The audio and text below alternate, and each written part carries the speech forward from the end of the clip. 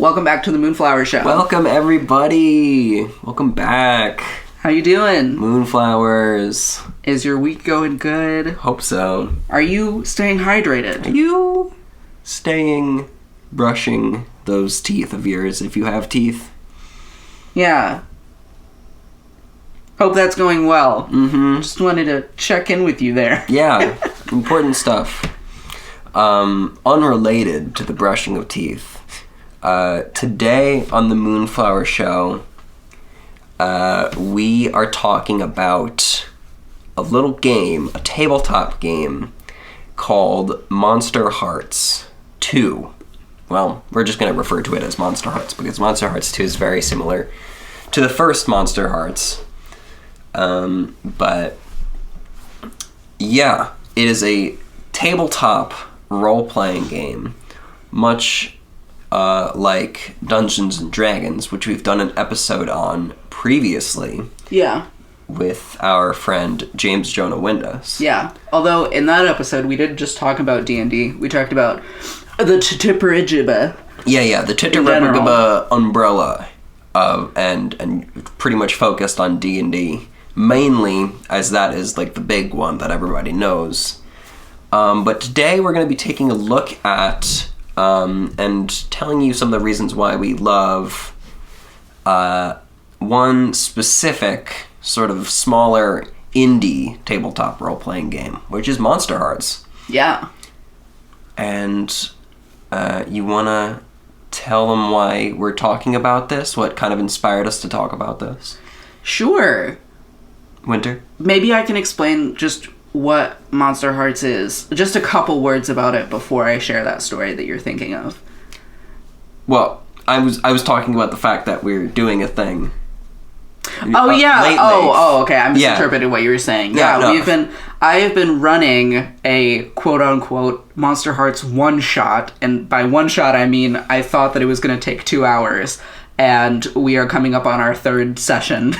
Which have been... the sessions have been like 6 hours long each. Yeah. So... yeah, it's not exactly a one-shot, but it's a short campaign. I think we're going to finish during this third session. Yeah. And it's been so fun. Winter put this really awesome game together for me and a couple of our good friends. Including James and Noelle, who was also on this podcast, so some of you may be familiar. Indeed. And we've been having a great time with it, and we have been enjoying it so much that we decided to talk about it on the Moonflower Show. Yeah. We've got a lot to say about it. We do have a lot to say, and I would love for you to share more about the campaign that we're currently doing, but just to share a little bit about what Monsterhearts is. So if you are familiar with tabletop role-playing games and you're familiar with D&D, you know that there is a lot of mechanics involved in D&D. Mm-hmm. Like there's numbers, there's things that you have to do, when you roll die and you figure out how things play out. There's also a lot of combat, or there tends to be a lot of combat. Yeah, and that varies from table to table and how you're running the game. Well, I'm speaking generally. Mm-hmm. The biggest difference between Monsterhearts and that kind of mechanics-heavy, combat-heavy style game is that Monsterhearts is much more focused on the role-playing and the relationships between characters. Right. That is the primary focus of the game. Yep, and the dialogue plays a huge role in everything. There are dice rolls and stats, but it is heavily simplified compared to something like Dungeons and Dragons, where you have a whole character sheet, sometimes multiple pages of just stats for different kinds of abilities and things that you need to remember and things that refresh when you rest, hit points that you need to keep track of that go up into the double, sometimes triple digits. Monsterhearts... Oh yeah, and there's a bunch of different kinds of dice in Dungeons and Dragons too. You got the D4, the D6, the D12, blah blah blah. Monsterhearts really simplifies things. It's very user friendly, with players of all levels of experience with tabletop role playing games. You have 2 6-sided dice that you use for everything in the game. Any kind of roll that you could possibly do. You have 4 stats that correspond to different kinds of rolls. And some things can cause you to be harmed. Take 4 harm, you die. And depending on the kind of character you are, you have certain abilities that you can activate at certain times, and that's it, you know? That's all you have to keep track of. Oh yeah, and strings. Yeah. But maybe we'll get into that a little bit later. But the point is that Monsterhearts, the setting for it is a lot different than Dungeons and Dragons too. Or Dungeons and Dragons as well. So Monsterhearts takes place typically in modern day. Although I think that if you wanted to have something set in a different time period, you absolutely could, and it would still work. When you purchase, well, if you're a what's called the MC, you're the MC rather than the DM, the Master of Ceremonies. Yes, for Monsterhearts. If you're the MC and you purchase the full game and the book that comes with it, these settings, there's a appendix that has suggested settings, and the name of this appendix is Small Towns. Right. So it's sort of set up to maybe encourage you to have your setting be small town North America. Right. Yeah. Yeah. I would say arguably maybe the US rather than Canada, but yeah, I think that those two countries are so similar that it doesn't really matter. But with that said, well, actually, come to think of it, the campaign that we're running currently, I was about to say it doesn't really take place in a small town, but the characters are from Seattle, but it kind of takes place in a small town. Yeah, I wasn't done. You guys are from Seattle, but the actual setting is Whitehorse, Canada, which is a small town, you know. Yeah, so instead of Lord of the Rings-esque fantasy settings, swords and dragons and elves, you have a very Twilight or Teen Wolf or Nightmare on Elm Street sort of vibe to it. And you play as angsty teenagers. Usually. Typically. And that's a really fun role to sort of lean into. And, role-playing is awesome no matter what game or setting you're doing in it. Because it's always fun to lean into a sort of, character that is different from yourself. Yeah. But something about Monsterhearts really hits different. Just, being able to be in the mindset of a group of, rowdy, angsty teens with, these secrets to keep from each other and this, drama and tension about all the things that you, in your day-to-day life, usually left to, push down and tell yourself to be more mature about. Yeah. You can really, let it rip in Monsterhearts. It's you can be petty, you can be vengeful, you can be chaotic, whatever you want, really. Yeah. When we were planning this episode, we were trying to place our fingies. Trying to place our fingies on what makes Monsterhearts so cathartic to play, because Winter and I at this point have played this game several times now. The first time that we played it, it was really it made a really good first impression. Yeah, it really did. James, who you all know, he put together once again, it was supposed to be a one-shot, but it ended up being 2 sessions. He put together a game of Monsterhearts in person for Winter and I and some of our other friends. And we were all super into the idea once he gave us the pitch for the system. And we ended up getting together to play it, and we actually dressed up as our characters that we made for the game, and it was so dope. There was like, people in like the thick eyeliner, the leather jackets, all the different accessories. We had like the punk rock and like the dirty house rave music in the background for the different settings, and it really like blew our minds, that first game. The character that I played, his name was Felix, and you could play as different, they're called skins instead of classes, and some of the skins that you can be are like a werewolf, for example, a vampire, all these different like forms your character can have. Mine was the Queen, which is sort of like this like sort of popular kid / like hive mind entity. Felix was the class president. Yeah. And he was like this fierce, ruthless, like twink guy.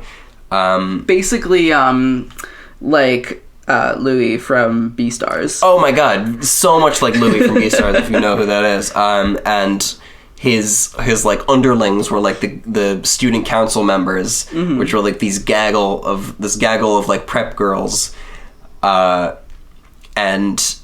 I got to play this like super petty, like arrogant, like asshole of a character, but also like this really like beautiful like pillar of like success and popularity.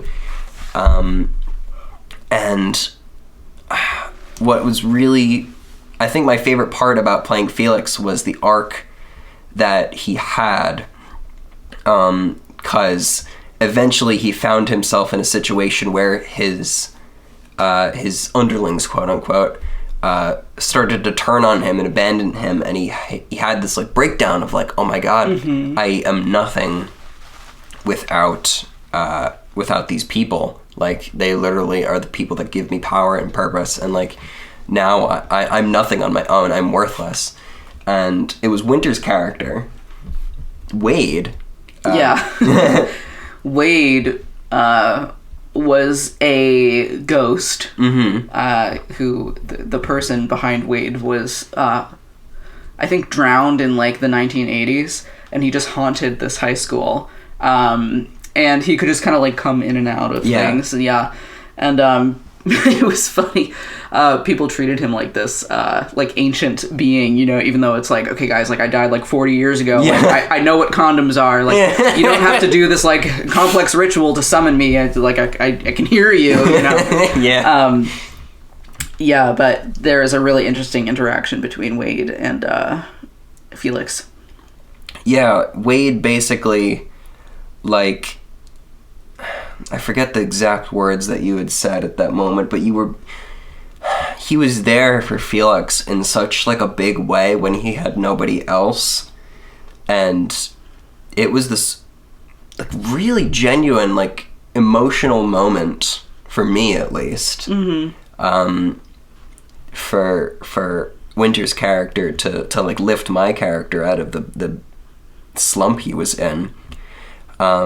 And that's the sort of thing that I love about Monsterhearts and tabletops in general, but especially Monsterhearts. It feels so much easier. It feels that much easier for those moments to occur in this game because you're just like really expressing so much emotion. Yeah, and that's the primary focus of the game. Whereas I think in other role-playing games, that emphasis on relationships and emotion is part of it, but it's sharing the spotlight with combat. Yeah, it's de-emphasized for sure. Yes, 100%. And I think that's what makes Monsterhearts so wonderful, is that it really highlights this one piece of role-playing that's a lot of fun. Yeah. I think that's a good transition to talk about the creator of Monsterhearts and like her design philosophies around the game and like how this came to be, because Avery Alder, she is so cool. I was like, you know, reading up on her blog and like her website in preparation for this episode, and she lives a very interesting and storied life, and she's dope. So Avery Alder, author of Monsterhearts 2 and Monsterhearts 1 and many other works, she lives on the unceded territories of the indigenous Sinixt and Ktunaxa peoples. Please excuse my probably terrible pronunciation of that. But her work is very much inspired by the traditional, you know, communal spoken word style of storytelling, you know, like these gatherings being such a central part of, you know, human culture. This act of gathering and like sharing stories and like creating stories, in all of her works, that is like the central focus. You're creating something out of the meeting of minds and imaginations. She has another game aside from Monsterhearts called Dream Apart. It is a game about the queer community in a post-apocalyptic setting, which already is a dope premise. What's really interesting about that one is that there is no dice and no game master either. There's just players, and you have like character sheets, and on these character sheets you basically have like selected different traits and stuff from like a list of examples. And the other thing that's really cool about Dream Apart, and I kind of want to try this game, is that the players will collectively make decisions acting as like different like forces in the world. Like you have the forces of nature, and you have to like decide like what consequences are coming about through nature and the weather and like natural disaster. There's also like gangs of outlaws. There's also like the digital realm of like social media and stuff like that. It's so interesting. Very unique game. That does sound really interesting. We should try that out. There's The Quiet Year, which is like a cross between a traditional like a dice game and an imaginative like role-playing game like these other ones. It's another like post-apocalyptic setting, and the way you play it is like you're basically imagining and creating a like a fictional community that arises after an apocalypse, and you have to like sketch maps of it and make decisions based on like what like resources and stuff and like specialties that the community has, and there's like trading involved and like dice rolling, and yeah, really unique works, all based around the central themes of like community and like building something and identity. She also does like a lot of design counseling, workshops. She's big into activism. What kind of activism? Just like labor activism, I think, in general, and like, you know, trying to make sure that indigenous people are not being abused. And you know, she is an outspoken anarcho-communist, that kind of thing. And, you know, that stuff is plain to see in her work. Yeah. And then there's Monsterhearts, which I think I think that's probably her most popular work, is Monsterhearts. Which is like very trauma-informed, very queer, And what I love about Monsterhearts is that it's really like this clever metaphor for adolescence, because each of the different like monsters that you can play as corresponds with an aspect of adolescence. And a quote from like the website that really struck me is, when you play, you explore the terror and confusion of having a body that is changing without your permission. Yeah. And I think that's definitely like that's a good way to like sum up the game in general. Yeah, I mean, that quote makes me think of the werewolf skin and the vampire skin too. Right, because like, and I think that's like a more one-to-one like example of that metaphor.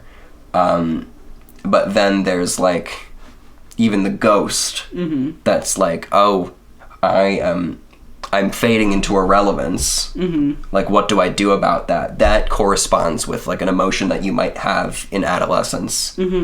Like people seeing right through you, not being significant, not being popular. So too does the queen, I think. I mean, because she's connected to, I mean, it's kind of like the hive mind thing. Yep. And it's like, you know, when you're going through adolescence, you're really experiencing this question of like self versus other. Like, how does that work? How do you balance that? Yeah. Yeah, for sure. Yeah. So it's a really fun and awesome game that it you're able to like get a lot out of it, I think. And like every time we've played, we've come out of it like having gained something almost, you know? Yeah. Gained like a new perspective. Yeah. Which is really dope for a game to be able to do. Yeah, it really is.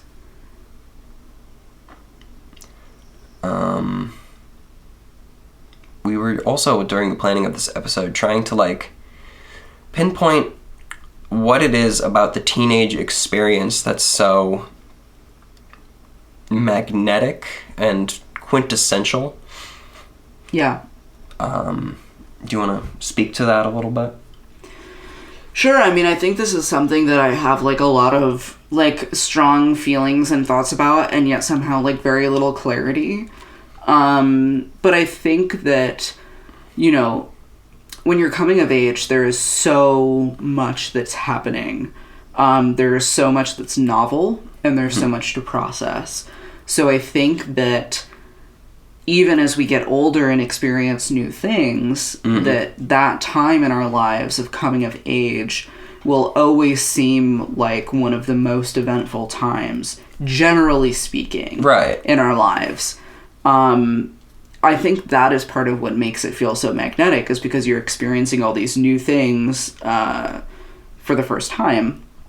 Yeah. Relationships, independence, even just like physical changes too. Physical changes, you know, having an adult body. Yeah, that's novel. The discovery of like new feelings. Yeah, having an adult mind. The new types of thoughts that you can have. Yes. The discovery that you can think more deeply. This is sounding now like a phys ed like video. Oh, I guess maybe it is. Yeah, well, okay, when I think about like what I just said, like the discovery that you can think more deeply, it's like, oh my gosh, like your brain it's developing, you know, and it continues to develop until you're 25. I'm 25 now, and my brain is done developing, and I'm actually really upset about it because, oh my gosh, this is all it is. This is as smart as I'm gonna get. It doesn't get better than this.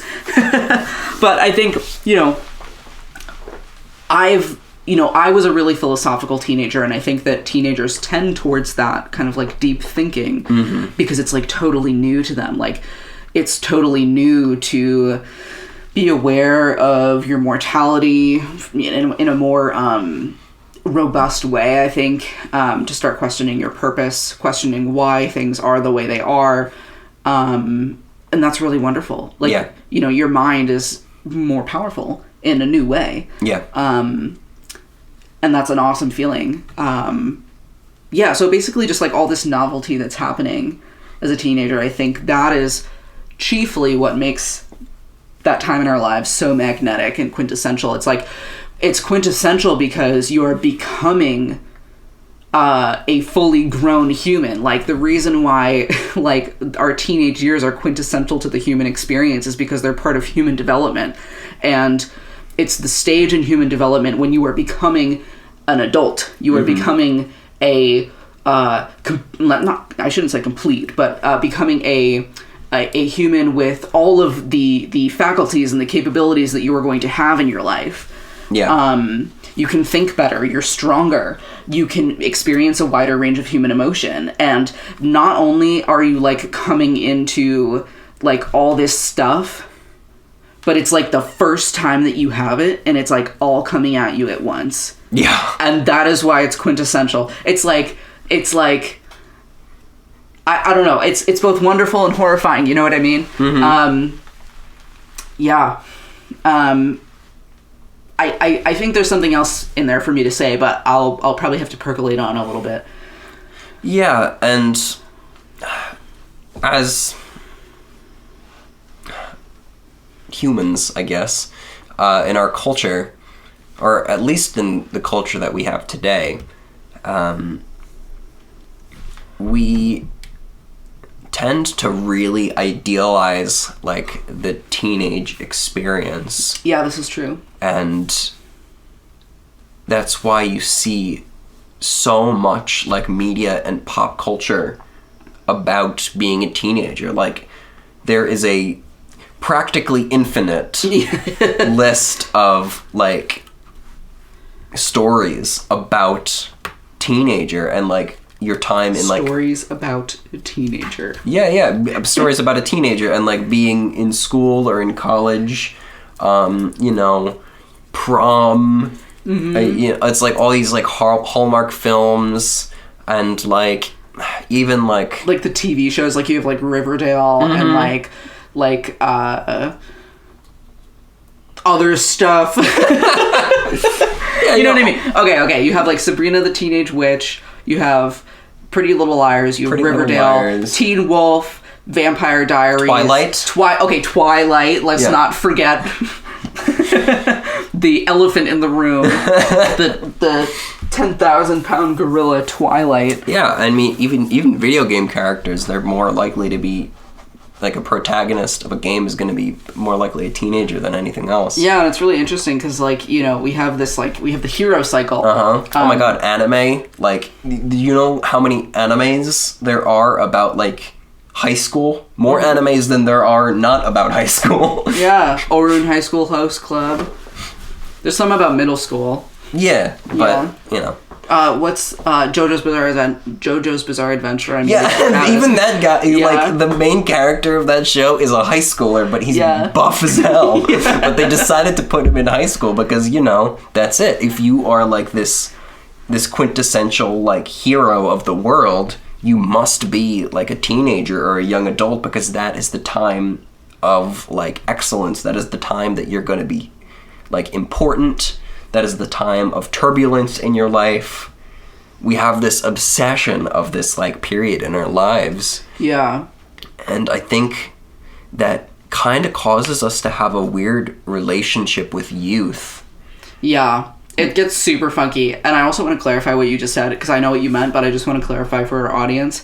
We have this ideal of our youth as the time of excellence and importance, but actually, as you get older and start to, like, you know, gain even more knowledge and wisdom and experience, like, that is when you are, you know, really excellent and succeeding in your field, or, like, whatever that looks like, you know? Yeah, and like, there's no, go on. You're not gonna be, like, at your peak. I mean, hopefully not. You're not gonna be at your peak, like, in your youth, you know? Yeah. It's gonna happen, you know, statistically much later in your life. Yeah, you know, there's the very popular and depressing notion that, like, life only goes downhill after you're, like, a certain years old, and that number usually occurs in your, like, early 20s, and I think that's just because people want novelty. They want, like, excitement in their lives. And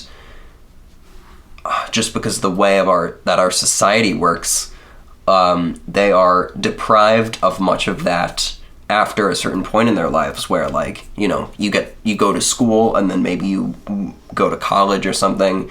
There's all this rapid change in your life, and then the sort of expected life route is that you will now work in the same field for 40 years. Yeah. Live in maybe like one or two different places, and people, it's a dreadful thought to so many people. Oh my gosh, it's dreadful to me. Yeah, it's dreadful to me, of course. Yes, I mean, who wants that? Who wants that? And I think it leads to this really weird relationship that we have with youth, where we simultaneously value it, we like overvalue it in sometimes like kind of, I think, a creepy and unhealthy way. Yes. But we're also like spiteful of young people because it's like, oh, they don't know how good they have it, and all that fun stuff. And like, I catch myself starting to do that too.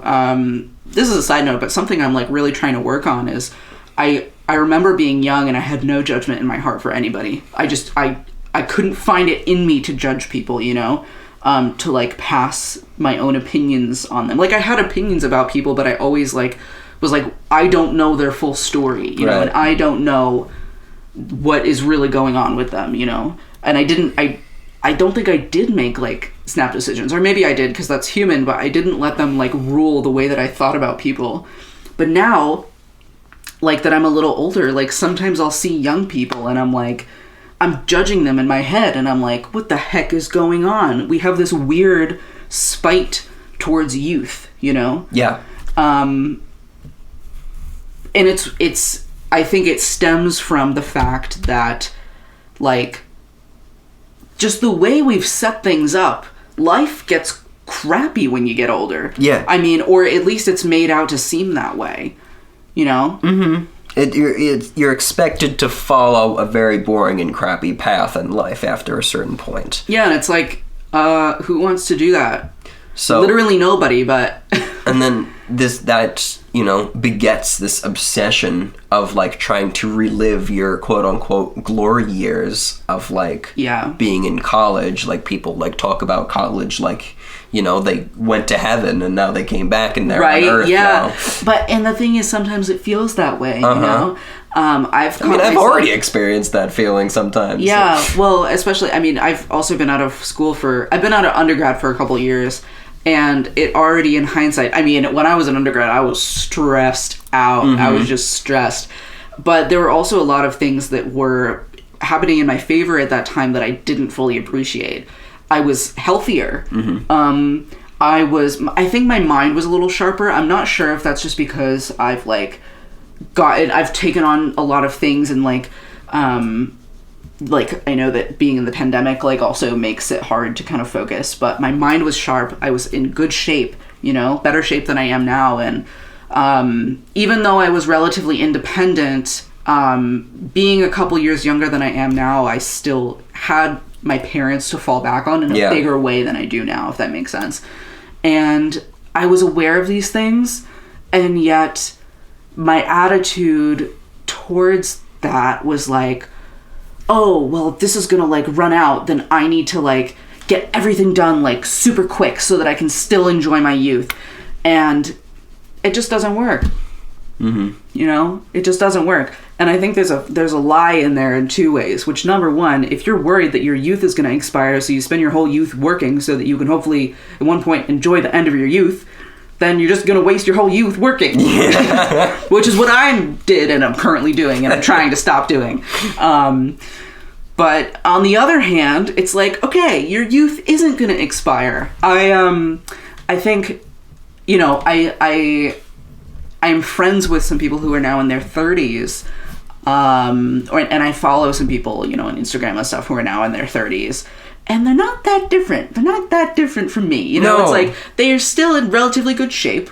Some of them in better shape than me now, still got the sharp mind. A lot of them don't have kids, they're not burdened by a mortgage or anything like that. Granted, like, whatever, like, people are buying houses and having families later than they used to, but they're not that different different. I feel like your youth at least extends into your 30s, you know? Yeah. And I'm sure that there are folks who are older, like much older, who would look at somebody who is 30 and be like, you young people, you know, you're so young. For sure they are. And I don't know, I'm thinking of this picture on Instagram. It's like a bunch of like 30-year-olds just like in the car, like going to get McDonald's in the wee hours in the morning. And I was like, yeah, nice. Like, nice. Like, you are all still friends and you're like, you still have community. And I don't know, like, I thought it was really wonderful in like a really simple way. Mm-hmm. And I think that's part of it too, is I think that as we get older, there's more pressure or maybe an expectation to trade in the community that you get from your friends for the community that you get from your nuclear family. Yeah. Your nuclear family. ¿Por qué no los dos, though? I think you have to have both. Yeah. Yeah. I mean, to be, like, really happy. Yeah, and it's like, I think that a common... And granted, like, God bless all the parents out there, you know what I mean? I always feel like I have to preface this whenever I talk about parenting. Like, I'm not a parent. If you're a parent, you know more than me about parenting, like, okay? But I think that there is this perception that if you're a parent, kids are so much work, you know? And, you know, I think it's easy to think, and maybe in some cases right to think, like, I don't have time. I don't have time for that. But I think if you have a really strong community that is local to you, where you can kind of work together and support each other in raising your families, like, that's the way to do it, you know? Yeah. So that it's built into your life, and then, like, you have help taking care of your kid, you know, with your community and your friends, and so that becomes less of a burden on you, and then you have time for those people in turn, you know? Yes. Yeah. Like, I have this, I don't know, ideal image in my head of, like, when I start my own family, I want to have, like, at least 4 other families who I'm, like, close with and who we get along with. So, you know, we can, like, alternate where, like, one family will, like, watch the kids, you know, maybe for even, like, a weekend or something, and it'll give us time. And we can kind of all work together, and our kids will know each other and have that community as well. Like, that's what I want. Oh, yeah. That sounds dope. Yeah. And some of you may be asking, that's all well and good, but what does that have to do with Monsterhearts? Okay. I guess I've gotten a bit off topic. I mean, that was a bit of a tangent, but it really does all relate to Monsterhearts, because we're still talking about, like, what is missing from, like, the adult experience. Yeah, and what need is filled by Monsterhearts, right? And we're talking about this weird relationship that we have with our youth, that we're yearning for it, yet we still spite the youth for being youthful. But I am of the belief that, you know, all those qualities that you know, valued in your teenage self. We talked about this exact thing on the episode with Noelle, too. All those things that you value about your teenage self that you think might not be there anymore, they're there. They're still there deep down. You know, maybe they're just not as loud, or maybe you had to, you know, tone them down for whatever reason, you know, to be socially acceptable. Yeah. But all those ideals and feelings and desires are still there. And Monsterhearts is, you know, an activity that you get to do with a group of your friends, that you get to bring all that back to the surface, if not just for a couple of hours, and really focus on it, let it rip, let it, like, mingle with, you know, that of other people, make these characters that inevitably will have a piece of your own teenage self intertwined with them. Yeah. And I think that it is such a healthy way to revisit your youth, as opposed to some of these, like, other methods of, like, you know, trying to relive the glory days. Yeah, And like, I don't know, alcoholism. yeah. Or maybe not alcoholism per se, but like, Or, like, unhealthy drinking. alcohol use. Yeah, like drug use. Like, Yeah. And Yeah. forgive me if this is a grim metaphor, but maybe it's flavorful given the subject matter. Monsterhearts is to, like, your teenage years. mm-hmm. It kind of feels like sharing stories about, like, relatives that have passed away. Mm. And like, you know, reminiscing and, like, celebrating them. Yeah. And like smiling in their memory, because you're celebrating the memory of what it is to be young, Yeah. and all the good and bad parts of it. Yeah. I think it's a really beautiful thing that Avery Alder has managed to capture in such a simple concept, you know, and such like a laid back rule set. Yeah. She does like a really amazing job with like all the little flavor text in the rule book, and like just the way she explains how to play the game and the settings and everything. She really evokes a certain kind of nostalgia that is like, I don't know. It's awesome. Yeah. Yeah, it really is. And I think I love that metaphor about how, you know, kind of reminiscing about your youth in the same way as, you know, speaking about people who have passed away. Mm-hmm. I think something that happens, I mean, and this is partially based on my own spiritual beliefs, but something that happens for me when you talk about relatives who have passed away is you realize that they're still with you in a way. Mm-hmm.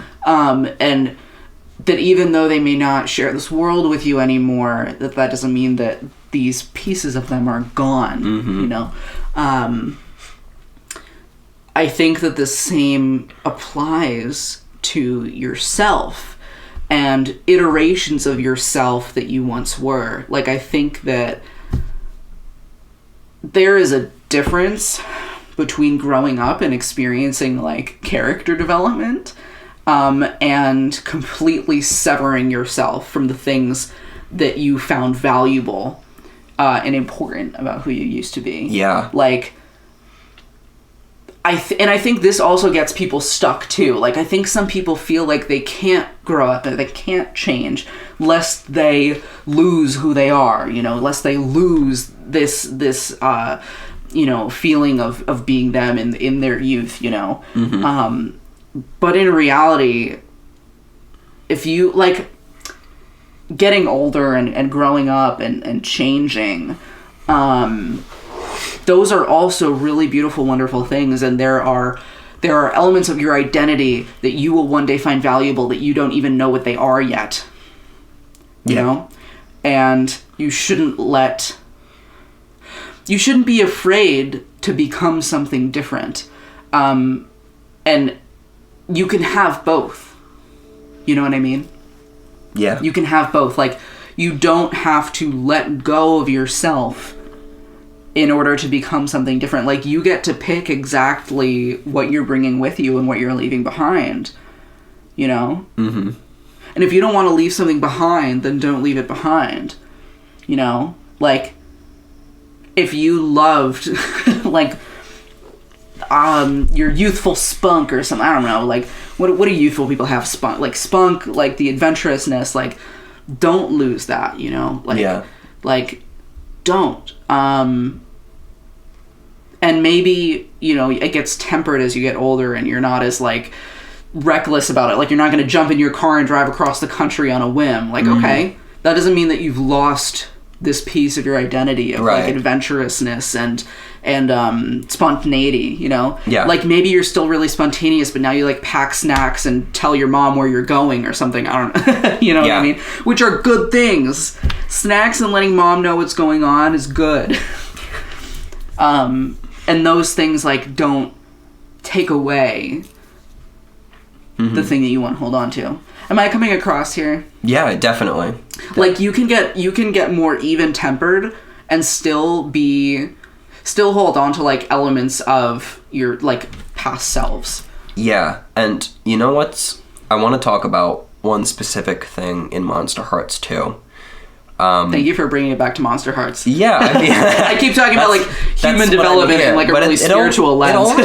It all relates. Yeah. I think my favorite story element in Monsterhearts is the concept of the darkest self. Oh yeah.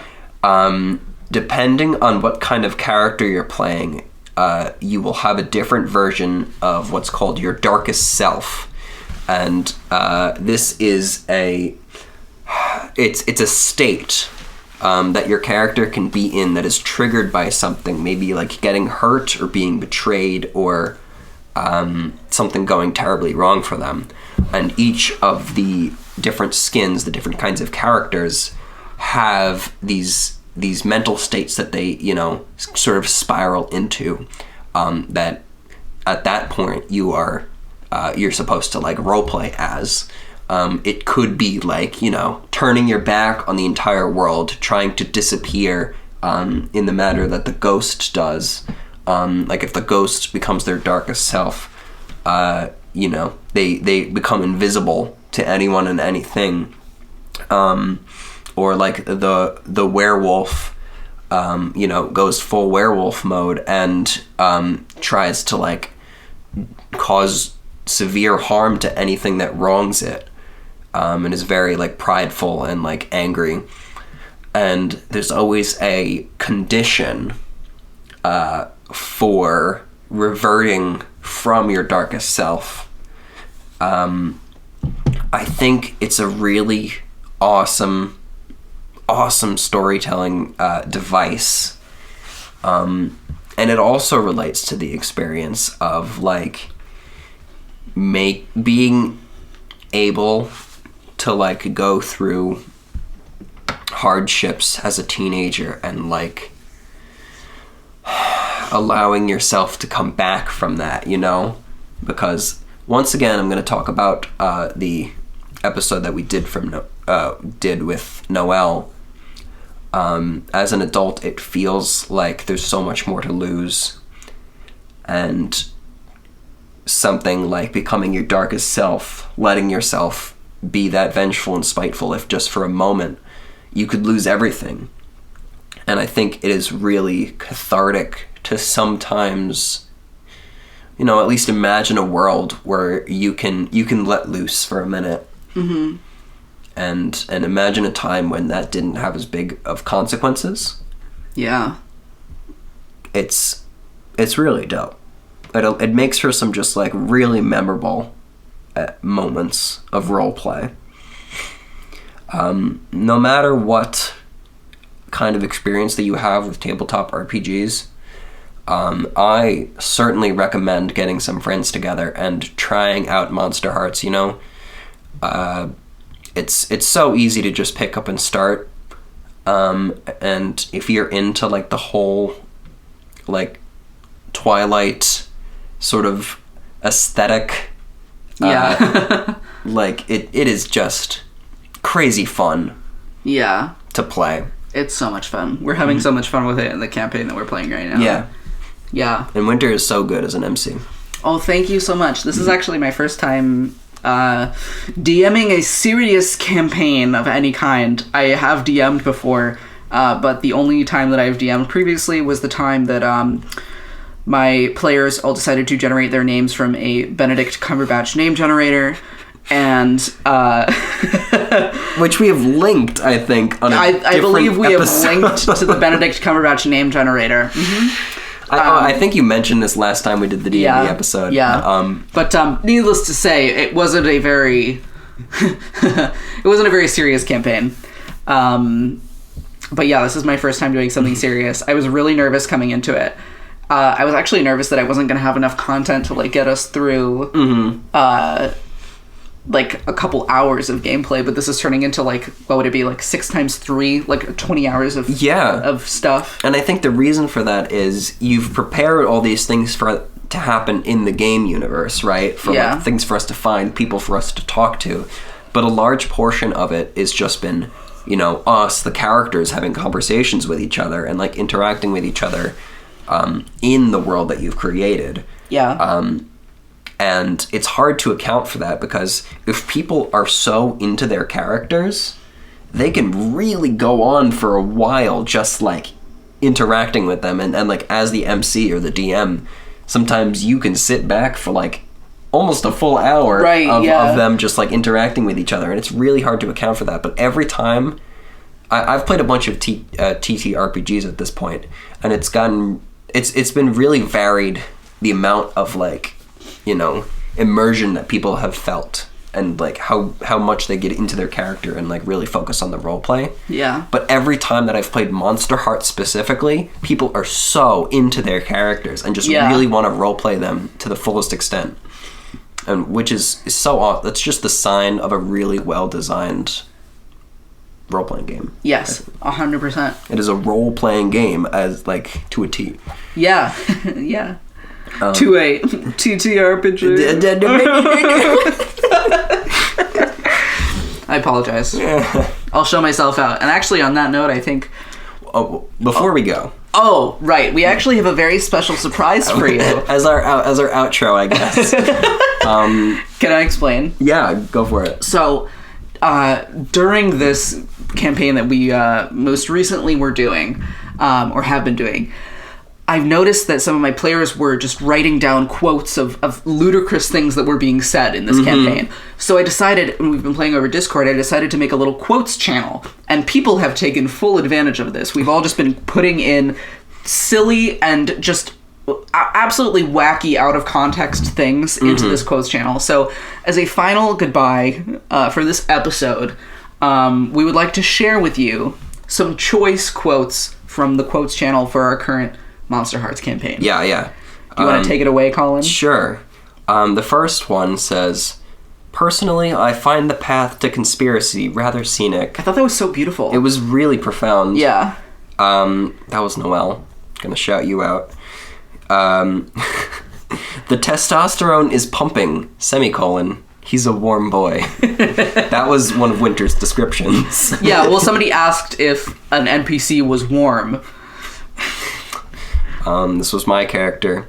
"It's your fifth water of the night, Jack. We're cutting you off."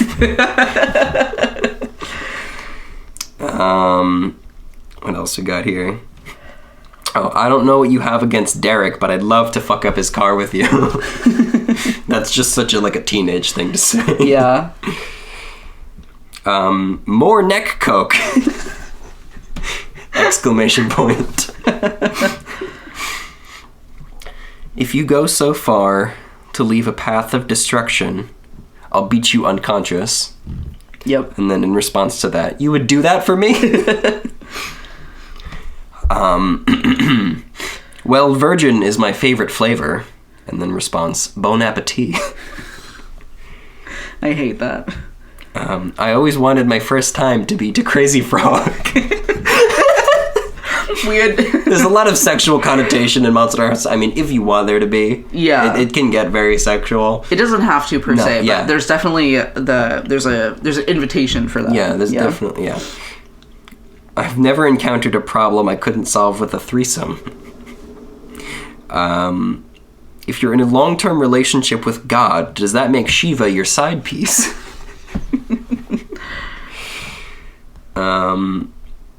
And I think the last one that I have was, "Tim did not become Taco Tim by listening to the haters." Yeah, those are pretty good. Inspired words that these last few sessions of Monsterhearts have created. Yeah. Yep. There's some more gems in there as well, but I won't go through all of them right now. Yeah, I mean, it would take a while. And I think we're just about ready to wrap up this episode. Yeah. Definitely check out Avery Alder, Monsterhearts, her other work. Yeah, we'll link her website in the description. And Moonflowers, hope you're doing awesome. We are so happy to bring you another episode. And we will see you next time. Yeah. Love you all. You will hear us next time with your ears. True, we won't see you. You will see us with your ears. It would be weird if we could see you in the process of recording a podcast. That would be a little weird. How that works. We're giving you audio input we are not receiving any like video Yeah. or like anything like that. So you'll hear us next time. Good night.